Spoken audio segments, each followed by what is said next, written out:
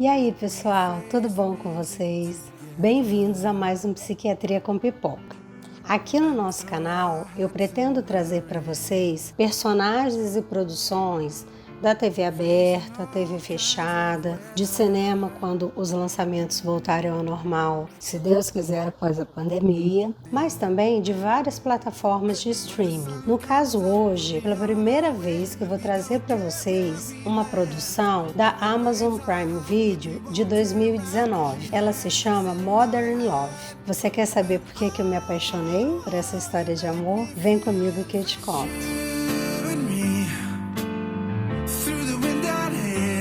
Modern Love é uma produção original da Amazon Prime Video de 2019. Ela é composta de 8 capítulos, de duração mais ou menos de 30 minutos cada um.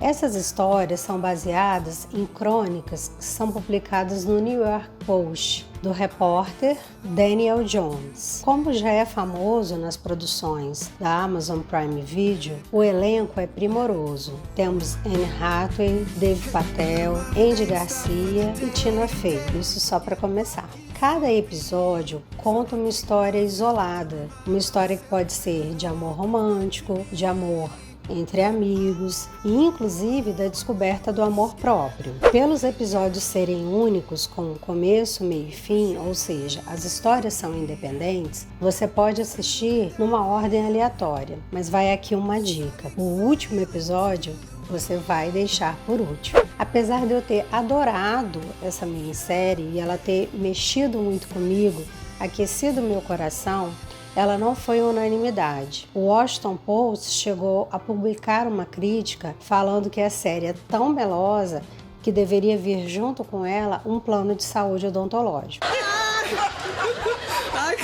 O que, convenhamos, já foi uma crítica bem pesada. Para o nosso programa de hoje, eu vou pensar o terceiro episódio da série, que é estrelado pela Anne Hathaway. A gente vem de duas histórias de amor bem clássicas nos dois primeiros episódios, e aí, de forma surpreendente, o terceiro episódio começa como musical, com a Anne Hathaway parecendo uma Rita Hayworth dos anos 2000, com cabelos ruivos, com uma roupa brilhante de paetê, simplesmente fazendo feira numa manhã comum. Parece meio esquisito no início toda essa produção, mas à medida que a história vai sendo contada, o que fica mais claro é que a personagem de Anne Hathaway, Lexi, é portadora de transtorno bipolar. E aí ela vai alternando entre os polos da doença, polos de mania e de polos de depressão. Mas o que é o transtorno bipolar? O transtorno bipolar é uma dificuldade do nosso cérebro de fazer uma regulação adequada do nosso humor.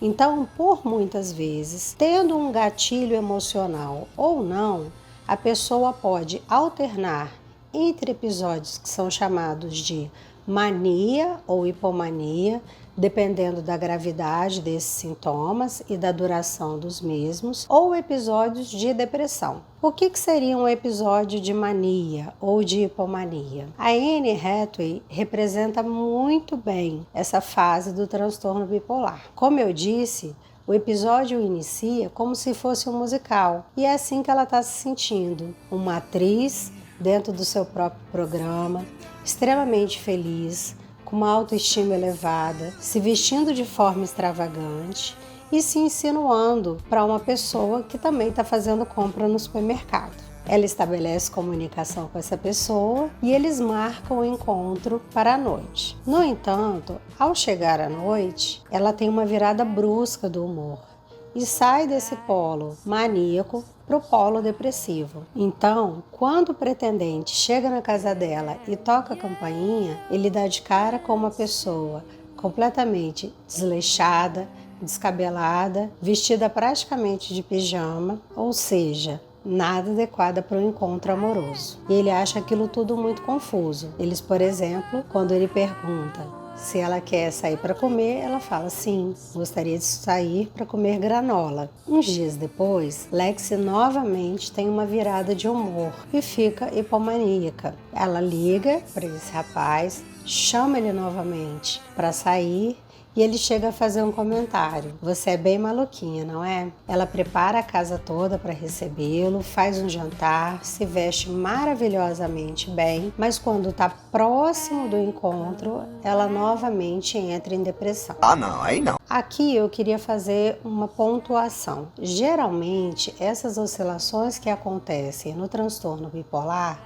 elas não são tão bruscas. Então a gente consegue ter alguns períodos mais bem definidos de hipomania, que são sintomas um pouco mais leves, que vão durar até 3 dias, ou de mania, que são sintomas mais intensos, que geralmente podem durar até meses e que trazem prejuízo para as pessoas. Então, oscilações entre esses períodos de mania ou de hipomania e os períodos de depressão. Os períodos de depressão dentro do transtorno bipolar, eles são exatamente iguais aos episódios depressivos do transtorno unipolar, que é essa depressão comum. Então, a gente tem tristeza, falta de prazer para fazer as coisas, falta de energia, falta de libido, perda de autocuidados, às vezes uma preocupação excessiva com a saúde, dificuldade de produção no trabalho, nos estudos e uma tendência a se isolar socialmente. Então, em alguns momentos, é mostrado que a personagem fica por semanas deitada em sua cama,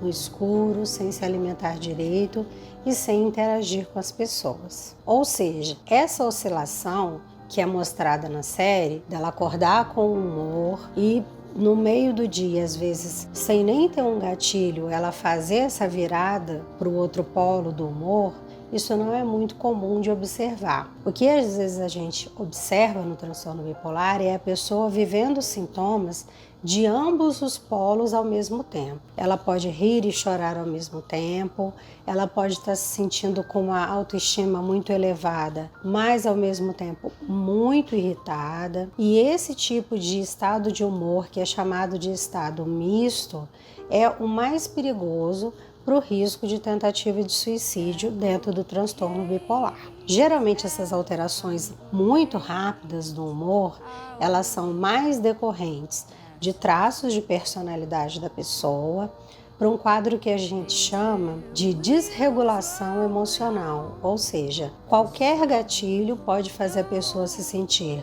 muito alegre, muito irritada ou muito triste. Quando ela entra, no dia do encontro, em sua fase depressiva, ela vai desligando, ela tinha preparado a casa toda para receber o rapaz, e aí ela começa a desligar a vela, desmontar todo aquele cenário que ela tinha montado. E na televisão, quem que está aparecendo? A Rita Hayworth, que é uma atriz também dos anos 40, interpretando a personagem Gilda, que é a sua personagem mais famosa e também a mais sexy. Rita Hayworth também sofria de depressão e ela tem uma frase que é muito simbólica, em que ela diz: "Os homens dormem com a Gilda, mas acordam comigo." E a partir daí se trabalha de uma forma muito sensível a questão da autoaceitação do diagnóstico, do estigma e da psicofobia. Lexi tem transtorno bipolar desde os 15 anos de idade, mas não conta isso para ninguém, para nenhuma amiga, para nenhuma colega de trabalho. No entanto, uma dessas colegas se interessa por Lexi e quer saber realmente o que está acontecendo. Pergunta para ela: por que você falta tanto? Por que você é tão instável? O que está acontecendo? E aí elas saem para tomar um café e Lexi acaba por contar para essa amiga que ela tem o transtorno bipolar. E essa colega diz para ela: "Nossa, agora ficou tudo mais claro." E ela pergunta: "Por que você nunca disse para ninguém do trabalho que você é portadora do transtorno bipolar?" E ela devolve com uma outra pergunta: "Vocês contratariam uma advogada portadora de um transtorno mental grave?" Vemos aí a dificuldade dessas pessoas em se inserirem em grupos de amigos e no mercado de trabalho, por exemplo. Lexi vai contando que ao longo de sua vida teve muitos períodos de oscilação. Então ela alternava aquelas semanas em que ela ficava deitada com um nível de produção zero, com as semanas em que ela tinha um nível de energia altíssimo. E aí ela produzia por aqueles dias em que ela estava deprimida e pelos dias em que ela estava hipomaníaca.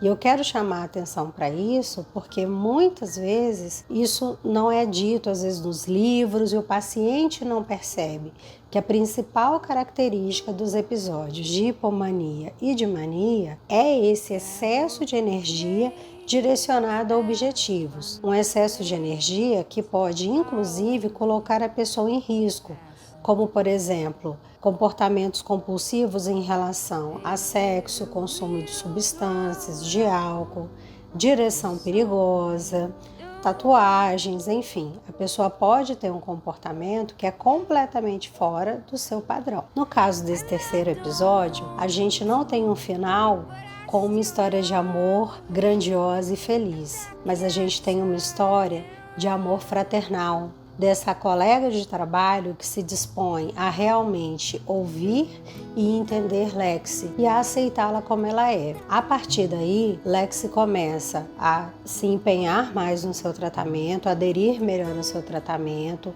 usar as medicações com mais regularidade e aí sim ter uma estabilidade maior no humor. Com isso, a sensação, o que fica para a gente de mensagem é que a vida dela começa a entrar nos eixos a partir do momento em que ela tem um transtorno mental, sim, mas que ele está sendo bem tratado. Gostaram desse vídeo? Se gostaram, deixa um like, se inscreve no canal, indica para outras pessoas.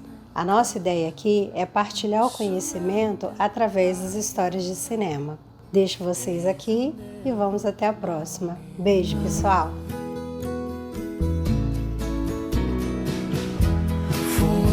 Seasons on